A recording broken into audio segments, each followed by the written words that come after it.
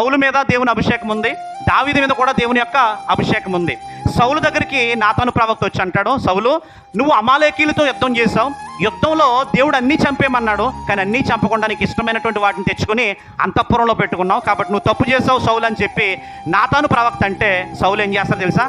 వాడు అలా చెప్తాడులే, మన పని మందే అని చెప్పి సౌలు సమూయేలు మాటను ఏమాత్రం కూడా పట్టించుకోడు, వెళ్ళిపోమంటాడు, వెళ్ళిపోతాడు.